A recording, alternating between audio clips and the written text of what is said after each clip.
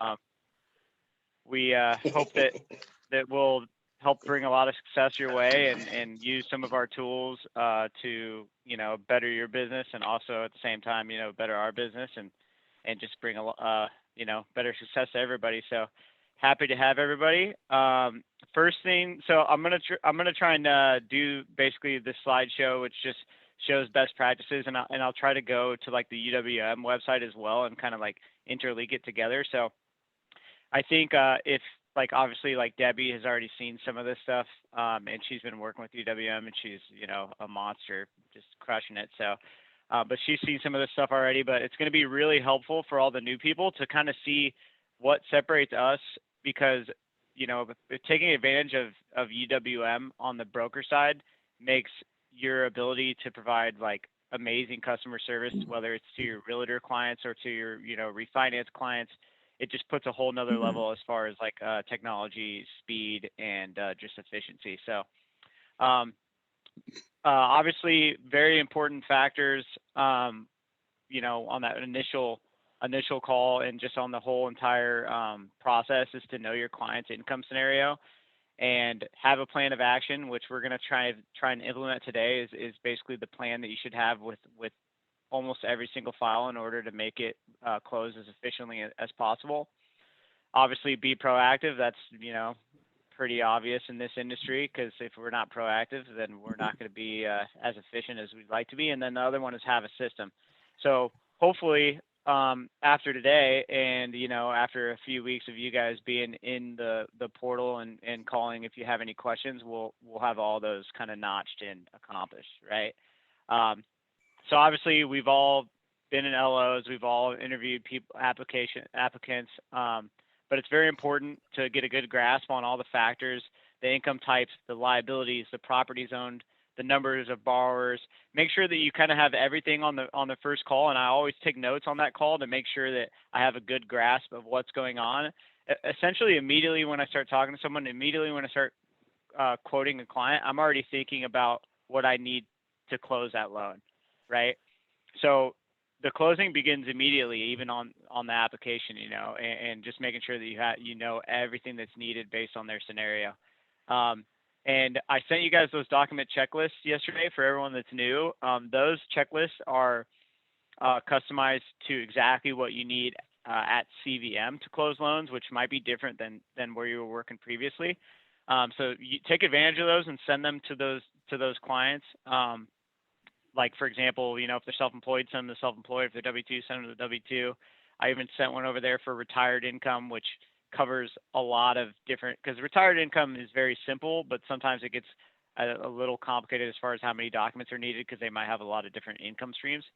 So take advantage of those.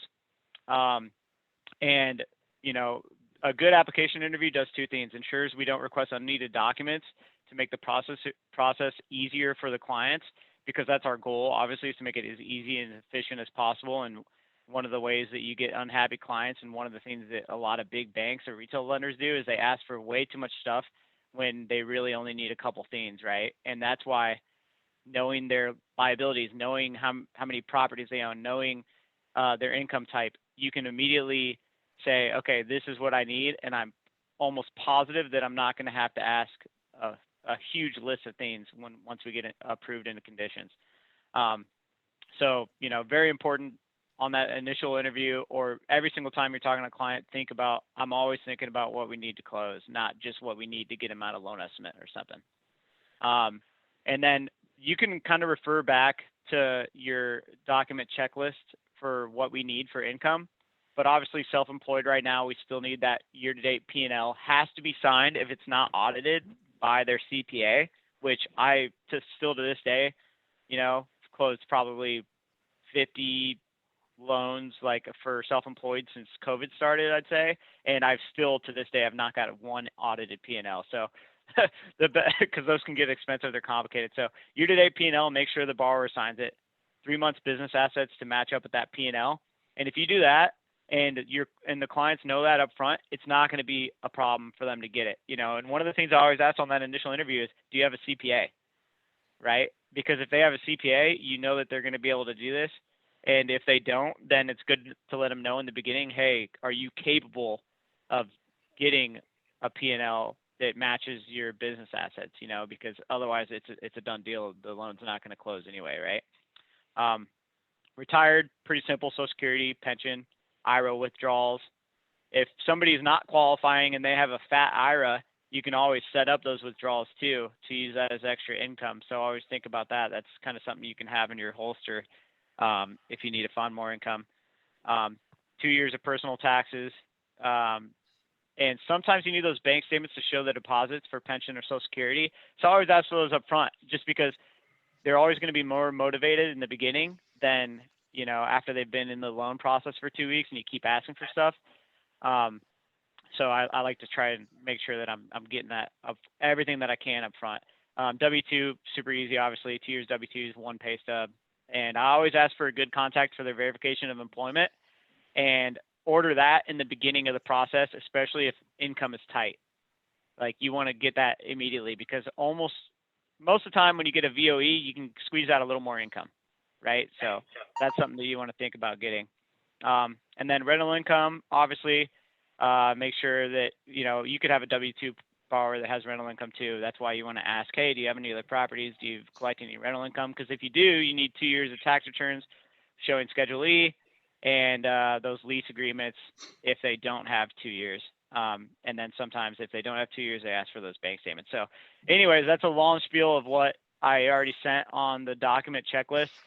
If there's any questions, feel free to reach out so that I can better explain what's required, because every place is different. Where you might have worked might not request this, or maybe a processor requests it for you and it's not as hands-on. So it's important to know, just so it makes the process easier for you. Other important factors, we already talked about this, right? Ask for those mortgage statements, ask for those insurance deck pages. If the taxes and insurance are not escrowed on the mortgage statement, you need the insurance deck page, you need the tax bills, right? 100%. So make sure that you always ask them if they own 5 properties, ask, hey, are those escrowed? Because if they're not, you need to get tax bills and insurance pages and send them to me. So I'll show you just as an example, and we're going to go over this kind of later, but can everyone see this? Hello? Yep, you're good. Maybe everyone's muted. Okay, cool. So yeah, everybody's muted. For example, like, this is a borrower that I have that he owns a crazy amount of properties, right? And none of them are escrowed. So before he even starts sending me docs, I'm telling him, hey, this is what I need, right? So he sent me all these tax bills, all these mortgage statements, all these insurance policies. This file closed in 3 days at Home Point with all these documents, right? That's incredible, right? And Home Point is not even as fast as UWM. So my whole point is that if you make sure that you have everything and you submit, and you're already thinking about closing in the beginning, basically I submit this thing and they're like, okay, well, we have everything we need, right? Like, boom, close, right? Those 3 months business assets, where is it? Income, the P&L signed, all of his insurance policies, all of his mortgage statements, all of his tax bills. Now, some people might be scared to ask clients for these up front, but it's because, a lot of places they focus on getting an app, running credit, and then sending them out a loan estimate. And it's like, okay, now send me 50,000 things, right? So when you get it up front, you say, hey, you send me all this, I won't have to ask you for, barely anything else. The clients love that, right? This guy has got torn apart by so many lenders for so long because he owns so many properties and his income's kind of complicated, right?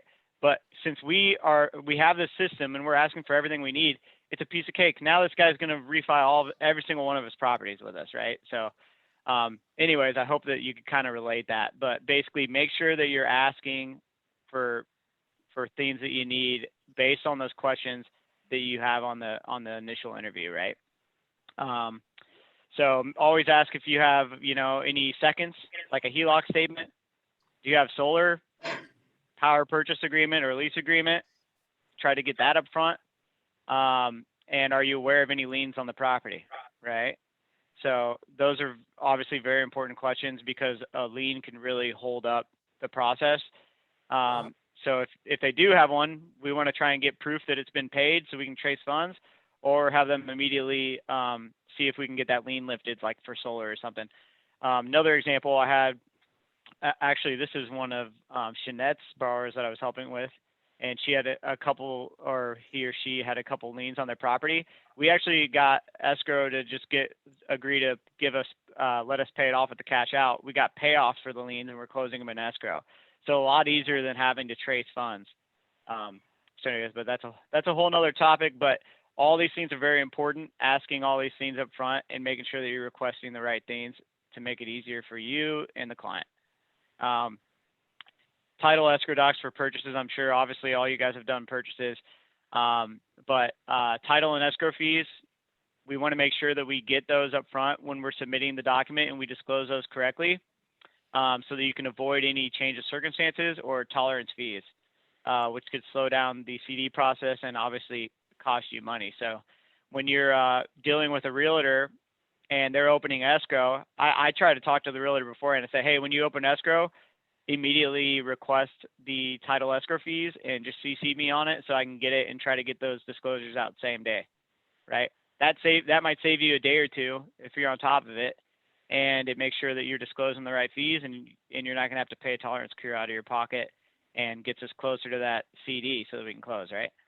Prelim report, obviously we need that for the closing disclosure to go out. The sooner we receive that, the sooner you can make sure title's clear, right? So I always request that on the initial email to escrow as well. Wiring instructions, CPL. I don't know if a lot of you guys have requested your own closing protection letters, but just so you know, you may not even have to request them now, but you need the mortgagee clause and the loan number for that CPL, right? I try to request all 4 items on the initial email, and always ask for an ETA, because then that holds them accountable for making sure that they're sending you stuff. So they're like, oh, it's about 3 days. You can email them on the 3rd day and be like, hey, where are these at? And they're gonna have to send them, because that's, it just puts a little pressure on them to perform, which is a good thing.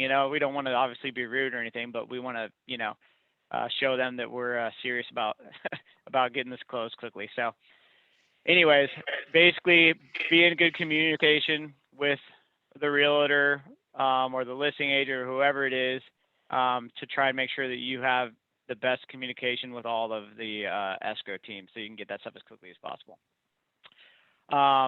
Title docs for refi.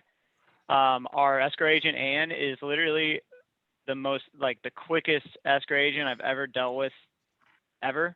Like, we can get prelims and stuff in 24 hours with her sometimes. So on refis, make sure that when you're basically, once you qualify the borrower and have a signed intent to proceed, order those escrow docs, so that you can try and submit those as quickly as possible. So that prelim, the CPL, the wiring. Once you know that the borrower is going to qualify, send it over to Ann. She'll get you fees usually yesterday she sent me fees in 8 minutes after I emailed her. Like, absolutely insane. And I already have the prelim and everything this morning. So if you have any other questions on that, obviously reach out. But Ann is an amazing resource, and she is literally one of the, sorry, go ahead. I was just saying, maybe that's great information. Maybe we just take a quick pause. Is there any questions up to date? And you're doing an amazing job covering this stuff. But does anyone have any questions just so far? I just had a comment. Cameron, you mentioned if they don't have their taxes and their insurance escrowed in their payment, you would need all that documentation, but we still have to verify when they have properties, even if they are escrowed, the taxes and insurance, because what I have found is that you still need the mortgage statements showing the insurance and the insurance and the taxes, because it doesn't always match up to the total of what they're paying right now. Especially I've noticed when I did the purchase a year ago or less, and the payment that's on their mortgage statement, UWM has a tendency to do this. They actually lower the payment for the borrower based on the taxes from the previous owner. So the borrower has a lower payment. And then when we try to refinance them, like, why is my payment more? Well, actually, it's not. And we're just, lowering your principal and interest. Whatever you're currently paying is kind of wrong, and you're going to find out soon. But it's hard to explain that particular thing, but we still have to verify the insurance and the HOA dues and the taxes, even if it's escrow. Yeah. So the insurance is always, you need to know that premium. That's always required. And the tax bills are kind of weird too, because sometimes if they're seniors, they have discounted taxes and stuff. So, but yeah, 1000%. You need to still verify all that stuff and make sure you know the right amounts, obviously, when you're building the point file. As far as underwriting is concerned, it's just absolutely necessary that you have the tax bill and the insurance if it's not escrowed, but you still need to know those numbers. So thanks for adding that, Debbie, because that's 1000% true. And then does anyone else have a question right now?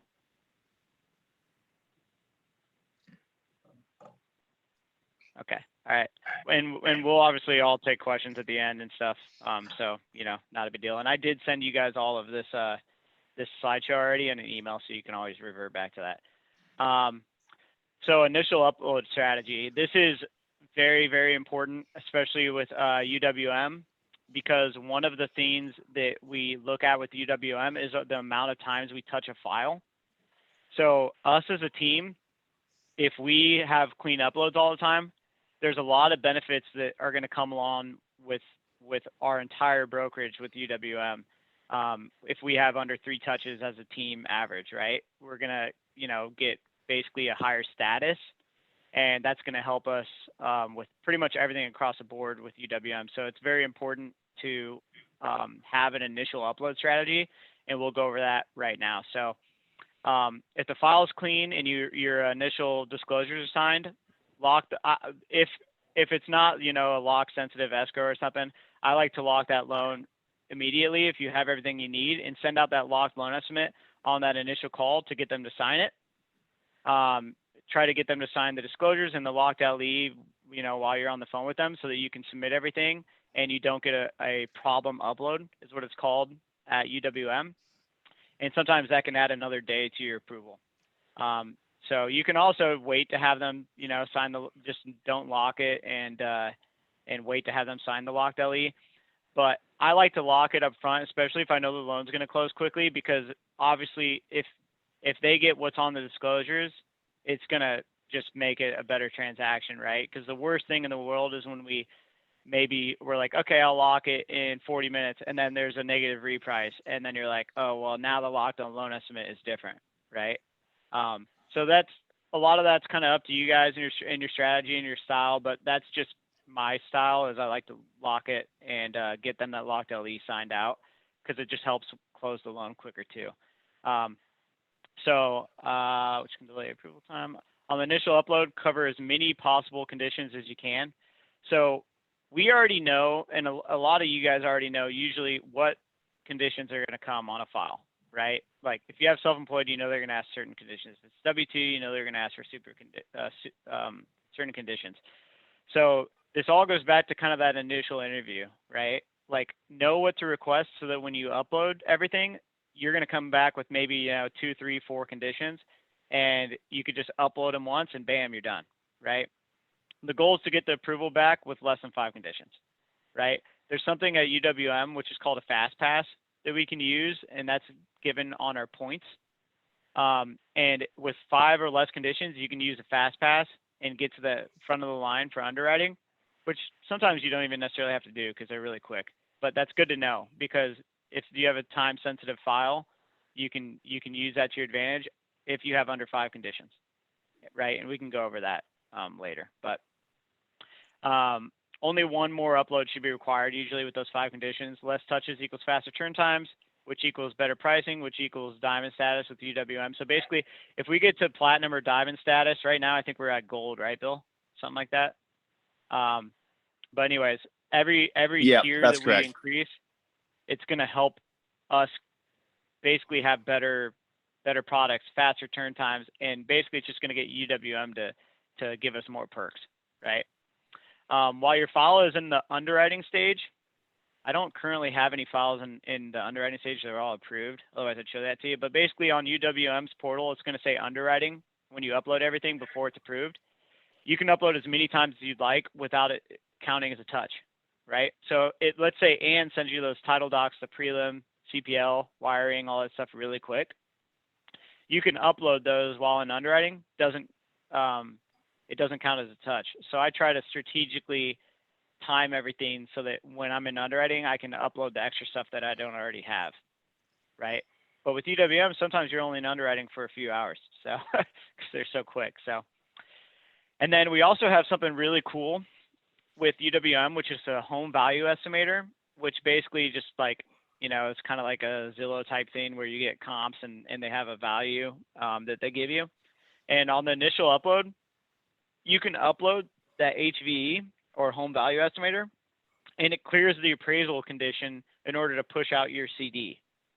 So basically, let's say we had a loan that was, the appraisal was going to take, you know, 2 months or something, right? Like something crazy.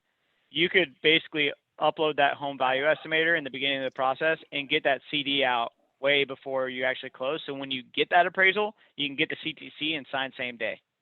So let me show you where that home value estimator is. Just deal with my slow internet real quick. So UWM, this is the home page, right? So the home value estimator is right here, right? So you can put an address into here. You can get the value, and it'll give you an option to download a PDF of that and then save that in the file, and you can upload that on the initial upload, and you'll be able to clear that appraisal condition for the CD immediately. But you only get that when you do it on the initial upload. Does anyone have any questions on that? Hey, Cameron, Yep. yeah. So I'm not aware of that. I don't know, Debbie, if you're aware of that, but that's a really interesting and key point. I mean, that saves a lot of time, even if the appraisal comes back a little bit off of that valuation, that, you know, that home value estimator, to get that CD out, it's a big deal. Well, I'll tell you Yeah. that this part I didn't know, and it just got me to thinking, because, you know, my mentality is that, you know, I'm a loan officer and I need to be out in the field. I need to be bringing business in. Kim and Bruce are my processors, and they're the ones that upload conditions. And I'm just wondering, I was just kind of thinking, if I even provide this, you know, document, you know, from this PDF estimator, value estimator, would he know or think to upload it? And he would just think like, why are you giving me this? You know, so it would be nice to make sure that the processors are knowing this kind of thing for touches. They know about the touches, I know that, but you know, some of this stuff that you're talking about is so freaking awesome. And I really, you know, was just thinking that the processors that we use, because you probably have your own, would benefit from hearing some of this stuff. Well, this little tidbit, I think, is easy to convey to Bruce and Kim. I certainly can do it, or Cameron or whoever, but that's a big deal. And that's a big deal. And I think my little takeaway from that is just get in the habit of doing it on every file, no matter what. Get the value, the estimator. Absolutely. Oh my gosh. Yep. Yeah. That would be Every single awesome. file. And then I've got something else to add here too. You guys see this right here?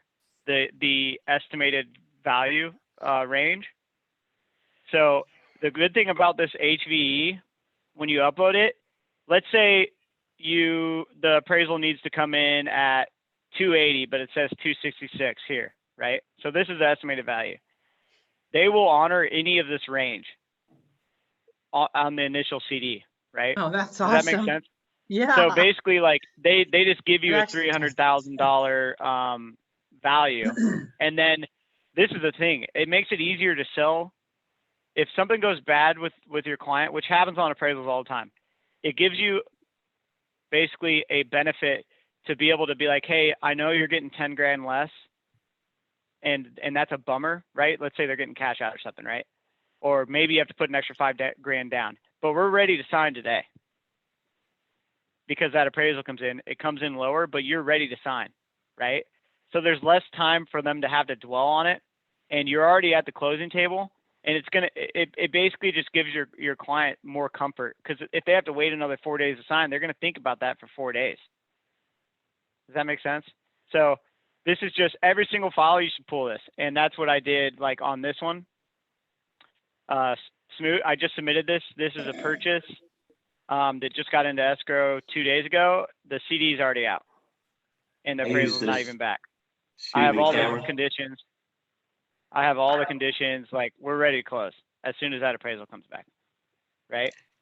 So anyways. I use this on one file that I've submitted so far with UWM and got an appraisal waiver using this. Yep. And appraisal waivers too, you can play with the numbers on that too, and I did. Yep, you can work a lot of magic with that. And let me it's a great tool. It's an outstanding tool. Sorry guys, it closed. Okay, so anyways. All right, so where were we? Okay, so initial upload strategy, right? I think that's where we were. Yeah.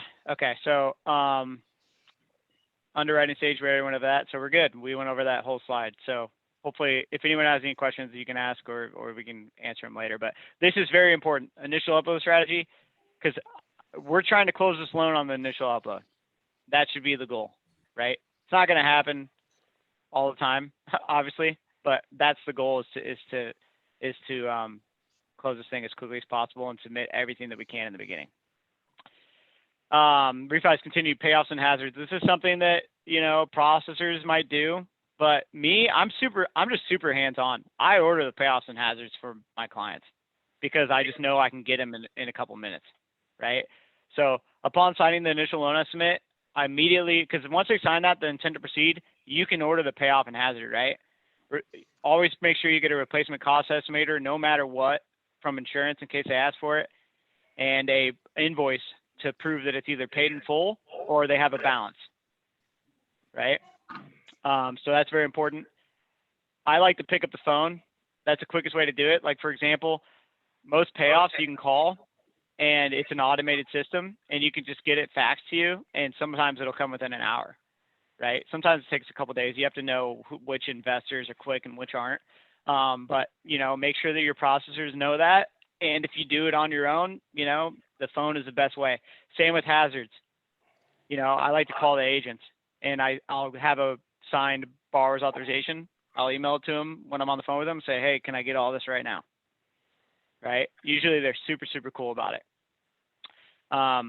Also, back to this, try to get these uploaded while you're in underwriting. Why? No touch. Right? So you can literally, as soon as they sign that LE, I'm hanging up the phone, I'm calling, I'm getting this stuff. Right? Very important, especially on on purchases. One thing that I'll add, if you have a refi and someone's shopping really hard on it, right? Maybe hold off on the payoff if you know you can get it really fast, because sometimes when you order a payoff, those companies will reach out to them and try to get their business from you. That's all I have to add about that, though. But when you're closing loans in 2-3 days, refis, with appraisal waivers, just order the payoff. Don't worry about it, because you're going to close before someone even calls them. This is pretty important too. HOA documents needed. Make sure you guys always ask if they have HOA dues. Because you're going to need the HOA dues. You're going to need the HOA contact number and website. If it's a attached condo, you're going to need the master insurance policy. Condo questionnaires, you're going to need. Sometimes those cost money to the borrower too. So make sure that you tell them up front. If basically the golden rule is if they don't own the land that the condo's on, they're going to need a condo questionnaire and a master insurance policy probably, right? almost 99% of the time. If they own the land and it's a PUD, right, then they'll need the HOA dues, they'll need the master insurance policy, but they don't need the condo questionnaire because they own the land. So that's kind of like the way that works. If walls in is not covered by the HOA policy, so basically that means if this master insurance policy does not cover the inside of the condo, they need a homeowner's insurance policy. And you're going to run into people that might be like, oh, I don't have insurance because my HOA pays for it. Well, if it doesn't cover walls in, they're going to have to get a policy. And they can literally get that policy and cancel it. Like they don't have to, you know, keep the policy forever, but they need it to close their refi. Does anyone have questions on that? Because that's kind of pretty important stuff. No? Okay, cool. So yeah, HOA, always make sure you ask that stuff and you get what you need, because this can hold up a loan. Now, there's one thing with UWM. It's called Processor Assist. Always use them for condo questionnaires, because UWM does so many loans, they might already have a condo questionnaire filled out for that property. So it cuts down the turn time. And Debbie, do you use Processor Assist at all? Your processors? They have before, yes. I do know that. Okay. Bruce does do that. And I'm not I sure don't about use them Tim. for, yeah. I don't use them for anything because they're slow, except for condo questionnaires, because that's the one thing that they're really fast at. All right. So That's really you good guys to know. know. Really good to know. I had two condos, two condo refis recently. Actually, like I closed them, I think last week. The condo questionnaires, if I would have ordered them, the turn time would have been 10 days. I ordered them on Processor Assist, got them back in 6 hours, and they were both 1-day CTC refis. Oh, wow. All right. Appraisals. Jeanette, she's been dealing with this with me on a couple files because she's up in Northern California and they're just taking forever, right? But anyways, with the current issues with AMCs, ordering a rush is a great idea. You pretty much need to order a rush if you're in Northern California. Like, just tell your clients we need to order a rush because it can take 2 months right now. So make sure you have that conversation on the initial call. And this may change. Maybe maybe these new AMCs that we're using, Bill, maybe they'll be awesome. We'll see. We don't have to do that anymore, but just have that conversation on the initial call with the client just to make sure you have that covered. Hey, we might have to pay an extra fee to get a rush. Oh, I don't want to pay the extra fee. Well, it's going to save you money because if your lock expires, it's going to cost you a heck of a lot more than an appraisal rush fee, right? So there's always, a way to sorry, go ahead. I got some input on that. Cameron, this is Todd. Uh-huh. Yeah, I had an issue with the deal. It was in Texas, but anyhow, it was going to be like 2 months for an appraisal. And I learned something new. You can get your own independent panel. You just have to get like 3 appraisers, just kind of get a quick bid from them. And they can do better. Like I got it knocked down to almost like a month and a half better. And clearly the borrower might have just bailed on the deal because it was taking so long, but it kind of saved the deal. And they ended up calling those appraisals. They won't allow me to do the bid. We can't do the bid itself, but they'll just request 3 people, 3 appraisers in the area that can do it quicker. Or maybe if the price is, in my case, the price was like $1,400 for an appraisal. I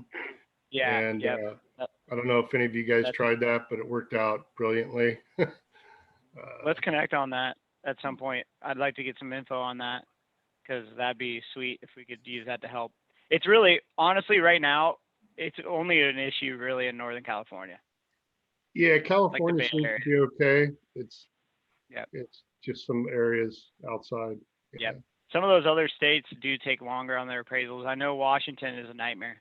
Like sometimes it takes 3 months because there's so many homes that are in the middle of nowhere. But anyways, so thanks for that, Todd. Maybe send me an email so we can talk about that because that'd be sweet if I could understand that. So anyways, this is one thing that I really try to do is keep my files super organized. I don't know how you guys organize it, but this is how I've always done it. I like to organize into 3 groups. So basically like PITI, which is, principal, interest, taxes, insurance. So for all the insurance and mortgage statements and stuff, I'll put this, right? So that they all stay together. And then insurance, and then the address, blah, blah, blah, blah, blah. Something that helps me correlate it. And then all the mortgages, the 5 mortgages this guy has, the 5 properties this guy has a mortgage on, it's all clumped together, right? The tax bills, they're all clumped together. The income, all clumped together. So it makes it really easy when you upload, so that you don't upload the same thing like twice or, 3 times, or, because if you're not organized, that can happen. But this is obviously just kind of up to you guys. I just wanted to show you how I do it. And some of them haven't even. Sorry, go ahead. Are you uploading the files into Point, or where do you just have a Dropbox? How are you doing it with your processor? Yeah, so basically, like for like a file like this, it's a nightmare of a Point file. But obviously, they'll just put all the liabilities and everything and all this information into Point, and then we'll export it to UWM and then upload the documents to UWM. Also, something else to know too, which I do not do, I think Debbie does it, but those Blink applications are amazing. I need to start doing that because you can pretty much completely escape even needing a Point file. It's amazing. I love it because you can just upload it right into Point, and it does not necessarily carry everything. So you have to kind of just double check it and fill out the missing pieces, but it's the most amazing thing. Because it allows me to go on to the next, borrower, the next call, and not have to re-input it from a paper application or take the time over the phone, which I used to do a lot to get the application completed. I just don't have time for that, But yeah, it's wonderful. 100%. But yeah, guys, keep your just keep the files organized. It's going to make it so much easier on you. I'm sure most of you guys are super organized. I just wanted to show you how I do it. If you have a better way, let me know. And then this is just kind of like a slide just to show some of the new people like what we're capable of if you kind of follow the system. Like these were the condos I just told you about that I just closed last week, both 1-day CTCs. These were referrals. They were friends. And, one day, literally people are like, they're like, this doesn't even make sense. They're going to send you so many referrals. Like if you can do this, it's just, if you use a system and you say organized, the business is just going to come to you. You're not even going to have to work for it after. Imagine if you're doing this for 2 years, how many people are going to be coming to you, right? This is a purchase with an appraisal, 3 days clear to close. This is another purchase with an appraisal, 8 days clear to close. This had an appraisal too, 4 days. This was a appraisal waiver purchase, 3 days, So, and I've got a bunch, I just couldn't fit them all on here so you guys could actually read them. But, and there's going to be loans that don't. Oh, yep, sorry, go ahead. I'm trying to find my little hand raiser, sorry. You're good. I was curious when you said the one clear to close in 3 days with an appraisal. How did that happen? Because appraisals are taking a week to 2 weeks if you have to have one. Rush. So a rush. Even though I did a rush, like it was within a week on a jumbo loan in Irvine, but still it's like a week. Yeah. So some of that is just obviously like luck in getting the appraiser to accept that order. But I'm calling the AMCs and like saying, hey, can you get this done? Let me know how much it is. Like me personally, like if it's a deal for somebody, I don't mind paying the rush fee, which I wouldn't recommend like doing. But like if they're saying, hey, this guy will do this for $500 and have it back in 2 days, right? And I'm like, okay, I'll just split it with the borrower.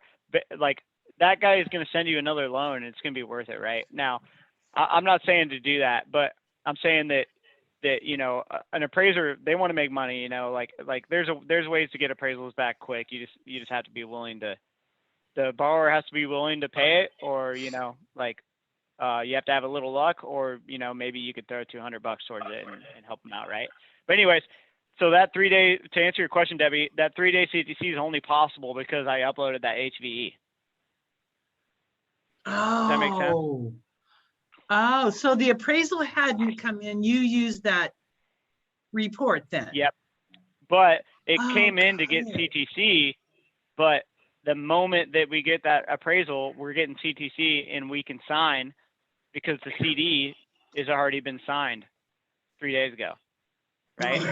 And these Okay. clear to close are business days too. So, you know, if this was over a weekend, it's really, you know, 5 days, but, you know, it's just to set Okay. perspective for you. But, Mm-hmm. but anyways, like, this is what's possible.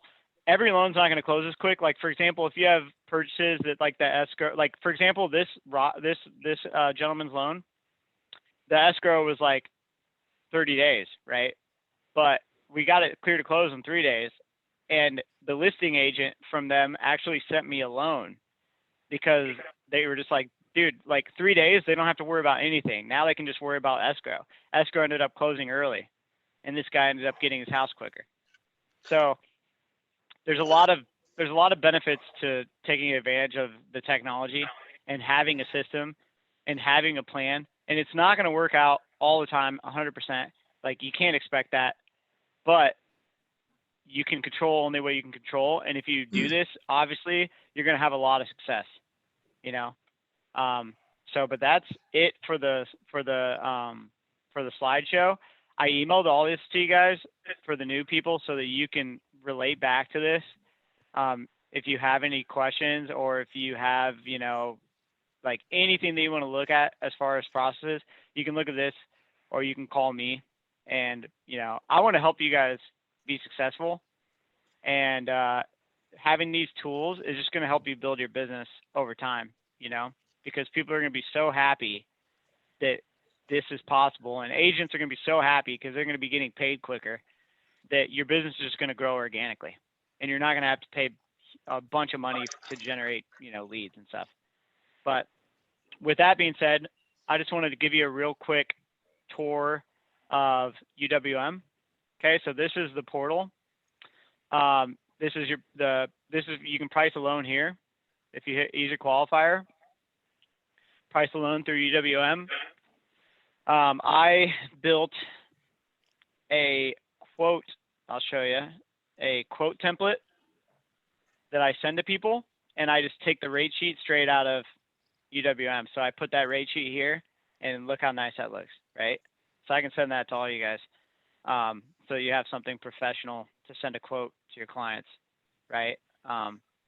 Just makes us look more legitimate, and might separate you from, like, if there's some competition out there for a refi. If it's organic leads, you know, it's not as big of a deal, but, you know, if you're buying leads or something, you know, you want to separate yourself. So the way you can price that is obviously put all this stuff in, right? So I'll just say that. I just keep referring back to this because it's the easiest, shortest name. But you can save these scenarios here. And so you can send updates as far as, oh, that didn't work. Let's see if I can. Okay. So anyways, when you have that name, that scenario saved, you don't have to input the information. It just all comes out. You press get quote. And this is where you select the loan amount, the appraised value, the dwelling, the property type, the lock period, all that jazz. And then, you know, it shows the entire rate sheet, right? So then I would just go like this. I'd snip that. And then you can always, you know, send your clients that, right? And an email shows them all the options, right? This is a 4-unit investment. So obviously, you know, the rates aren't going to be, you know, the best in the world, but, but he has a 6%, so he's going to save a bunch of money. Anyway, so that is the pricing engine.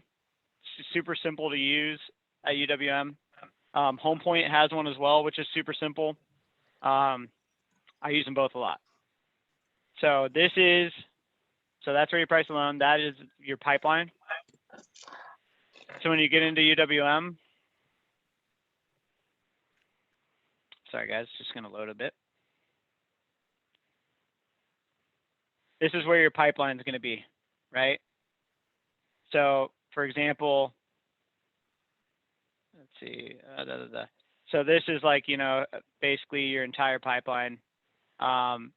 You can click the loan number and it opens up the file, right? So like, for example, let's see if I have one in underwriting. So this gentleman,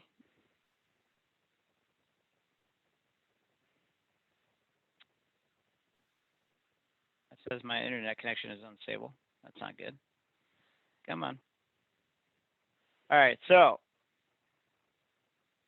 this is basically your whole entire work tool right here, right? 1003, all that good jazz, products and pricing.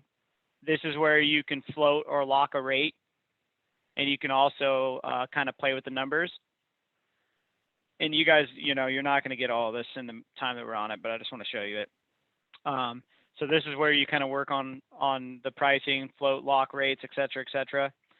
This is where the processor would input the fees. This is where you would submit change of circumstances, et cetera, under the fee screen.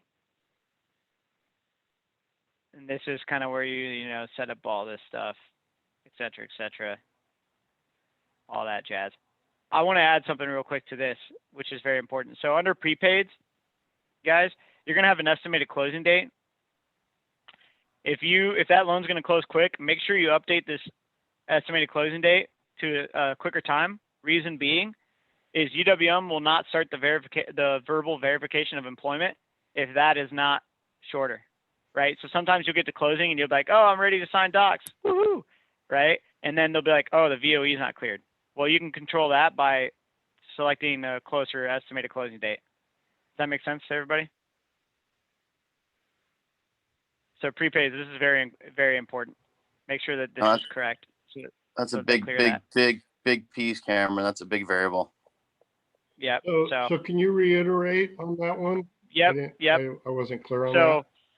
So this is a loan, like basically I'll update it because this guy is going to close super quick. So right now the estimated closing date is the 27th, right?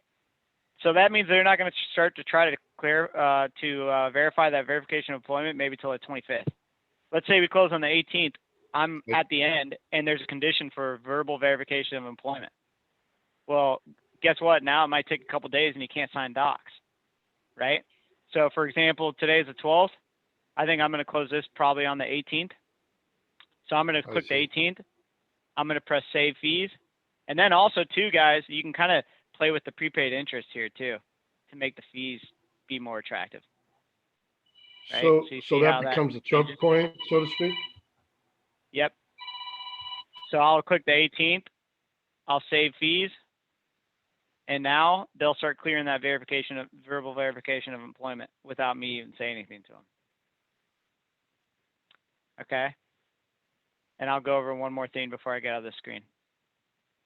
You can preview your LEs right here, which is really cool. So for example, this is a investment purchase. This guy's buying a house out in the valley to Airbnb. And sorry, this thing will load. But basically, you can preview the LE there when you're messing with the fees and stuff, and make sure that everything looks right before you send it to the borrower, which is great. And one more important thing too is that initial LE, make sure it's right. Make sure it looks amazing, because it's true in life as it is in this. First impressions are everything, right? So make sure those LEs are accurate. And if you need to change some stuff or have your processor change it, have them do it, because it's going to help you have a better, conversation with the borrower when it comes to the LE. That's taking forever, guys. I'm sorry. But anyway, so you can preview your LE there. Okay. This is AUS. This is where we will run AUS, or the processor will, and you'll be able to tell if you have appraisal waivers or you need appraisals. Another great thing about AUS too is when you import that file and you have a realtor that's looking to make a competitive offer, you can get them DU or LP findings. I do that on every offer. Man, it's not loading. Anyway, so I try to do it on every offer so that they can send it, so that you can sell the the client to the listing agent, right? Very important to do that, because then they can kind of see like what all the tangibles are.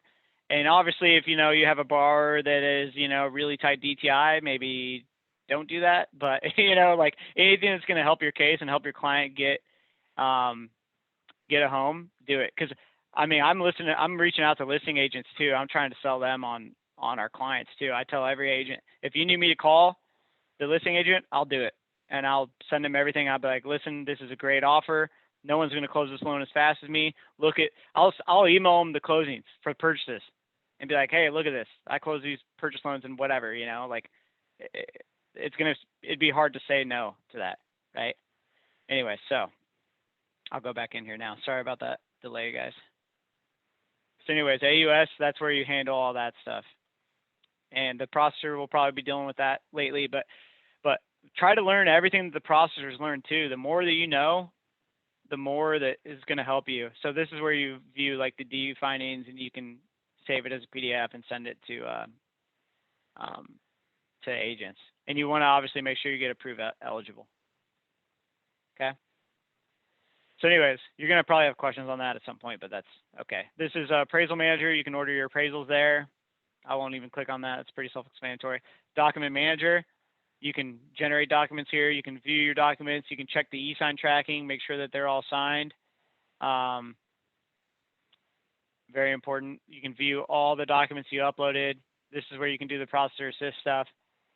Closing disclosure, CD information, CD progress. So this is where you can kind of make sure that all your CD info is filled out, right? Conditions. So this is the condition screen. I already have all the conditions for this guy, but I'm waiting for the appraisal to get uploaded, because once that appraisal is uploaded and the loan turns purple, if I upload everything, it doesn't count as a touch. So just so you guys know that. I wish that I had something in my pipeline that was purple right now, but I don't. And everyone will learn this, you know, like I know it's a lot of information, but as soon as you get in here and start using it, you're going to get it. All right. So this is a condition screen. If you want to upload conditions, you can upload just senior. You can upload underwriter 2 conditions. Only one I ever use is all conditions, because I usually don't upload anything unless I can clear everything. So you do that. You click all these boxes, and then essentially you would get this, right? Let's say it's like that.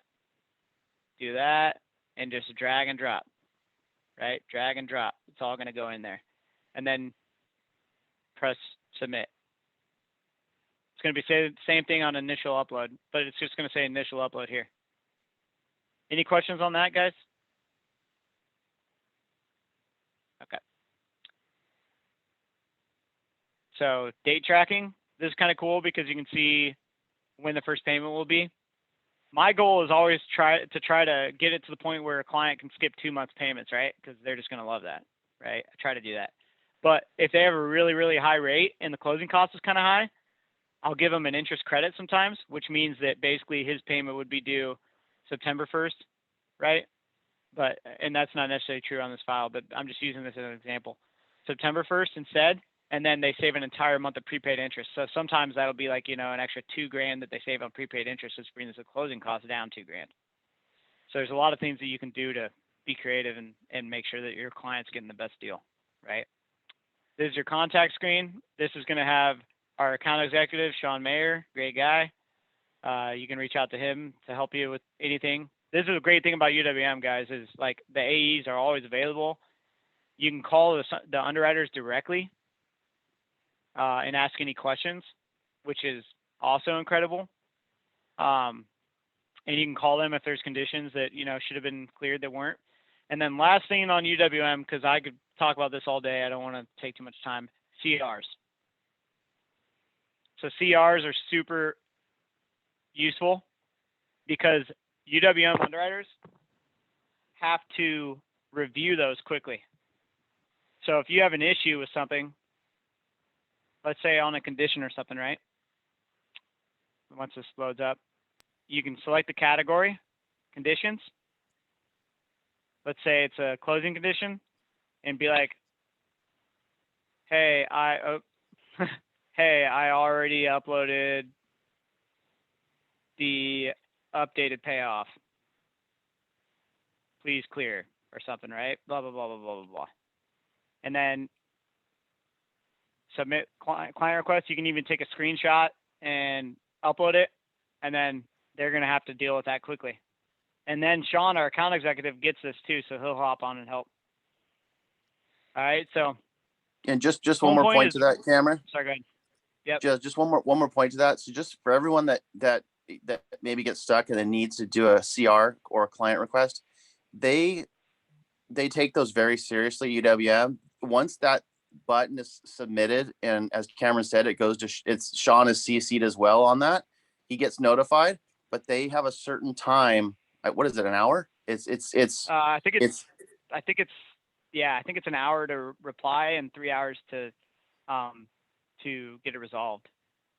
Yeah. So their whole goal is to get that issue resolved as soon as possible, and they're on the clock as well internally on their side. So there's a lot of efficiency there. So just don't be afraid to use those, or you can ask Cameron or myself or Sean. If something comes up, if it's the right time to use one, but it works really well. Cool, guys. So that is pretty much, they have a bunch of stuff in the Grow Your Business stuff that's really cool too. I won't go through that, but you can take a course on that. I honestly don't use it very much, which I should, but it's just because I'm, pretty busy with other stuff, and I have like other marketing avenues that I use, but anyways, lots of good stuff in there. But anyways, UWM is amazing, and HomePoint is also pretty good. They've honestly been stepping up. I've closed 2 loans with them recently, and and they were pretty quick too. Tara is a good resource too, but obviously we want to try and take as much business to UWM as we can, because the more business we take to them, the better we perform, the more benefits we're going to get. Right. But if there's someone who's price sensitive, you can send them. And then we have other investors for non-QM and stuff. But all the same rules apply when it comes to closing loans. Right. Doesn't matter which investor it is. The more you get up front, the more you know about your clients, the more organized you are, the more you learn what processors do, the better you're going to be at your job, and the quicker you're going to close loans, and the more business you're going to get, right? So don't be scared to get your hands dirty and learn as much as you can. A lot of places, this is the thing, a lot of places that you work at, you'll get an app, you'll run credit, you'll pass out the processor, you'll be done, right? I don't like doing that because I have less control over the process, and it is in my best interest to work hand in hand with, my team member or my processor to make sure my clients get the best experience. I'm willing to put in extra work if I know that client's going to send me business, because once, I've been with Clearview for, 3 years or something, the longer I do it, the more business I'm going to get. Just like Debbie, for example. Like Debbie's been doing business up in Palm Springs in the desert for a while, and she's just crushing it, and she doesn't have to pay a lot for leads, right, Debbie? So we all can build our own business, and the only way to build it and separate yourself from other people is to give people a great experience. I'm not worried about the check. I'm worried about the loan, because if I perform well on that loan, they're going to be sending me way more business. It's like investing in the stock market. You're investing in your clients' best interest so that they send you more business. It's reciprocal. So, but that's pretty much all I have. Yep. It's pretty much all I have. And I'm a resource if you guys have questions, and don't be scared with all the, I know I went through a lot today, but you're going to learn so quick. I learned UWM in probably 2 months and mastered it in 6. It's just getting in there and getting your hands dirty and learning everything. But yeah, on that being said, does anybody have any questions, or Bill, do you want to add anything, or? No, I think you did an amazing job, Cameron. I picked up on some really key points. I know Debbie did too. And I think, we're always learning. We're always learning, looking to learn from each other to make ourselves better at our craft. And I do think it can seem overwhelming, like you said, but their platform is pretty darn user friendly. And once you kind of get through and start navigating pricing out loans, when you get a file, kind of go through the menu. I mean, I do it with every file. I'll go in. A lot of times I won't even wait for whoever's processing the loan to give me the conditions. I'll go in there. I'll look at the conditions sometimes before my processor sends me out the needs list. Utilize those things. Look at the date tracking, like you pointed out. It's a pretty darn user friendly platform. It's probably the best one out there for the broker channel. Home Point is okay. It's not quite as robust as UWM, but I think for most of our 90% of our loans, we want to bring them to UWM. It is just the most efficient, user friendly, going to make you look good bank out there. And Can I interject something, Bill? Of course. Because I'm an early riser and that they're 3 hours difference in time.